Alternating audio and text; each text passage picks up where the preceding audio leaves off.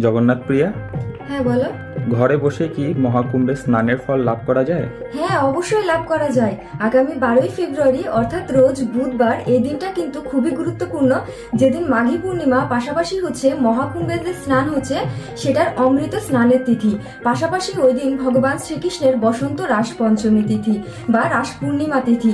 তো এই সব কিছু মিলিয়ে ওই দিনটা খুবই গুরুত্বপূর্ণ। তাই আপনারা যারা ঘরে বসে মহাকুম্ভে স্নান লাভ করতে চান তারা ওই দিন প্রাতে বা সকালবেলা উঠে আপনারা যে বিশেষ করে নদীতে স্নান করলে ভালো হয়, বা পুকুরে, যদি নদী পুকুর না থাকে তাহলে আপনারা যদি বাথরুমে স্নান করেন তাহলে বালতির ভিতরে জল স্পর্শ করে 3বার গঙ্গা এবং 3বার প্রয়াগরাজ প্রয়াগরাজ প্রয়াগরাজ বলে উচ্চারণ করে আপনারা স্নান করবেন, তাহলে কিন্তু প্রয়াগরাজে বা মহাকুম্ভে স্নানের ফলে লাভ করবেন।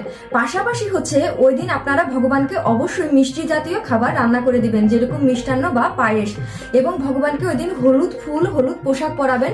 পাশাপাশি নিজেও হলুদ পোশাক পরিধান করতে পারেন, যেহেতু মাঘী পূর্ণিমা তিথি প্লাস হচ্ছে বসন্ত রাস পূর্ণিমা তিথি, তাই ওই দিন হলুদ পোশাক পরা খুবই শুভ ধরা হয়।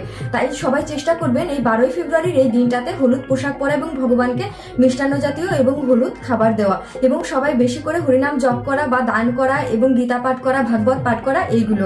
তো অবশ্যই ভিডিওটা শেয়ার করবেন এবং অপরকে জানিয়ে দিবেন যে কিভাবে তারা ঘরে বসে মহাকুম্ভে স্নানের ফল লাভ করতে পারে। ধন্যবাদ সবাইকে। হরে কৃষ্ণ।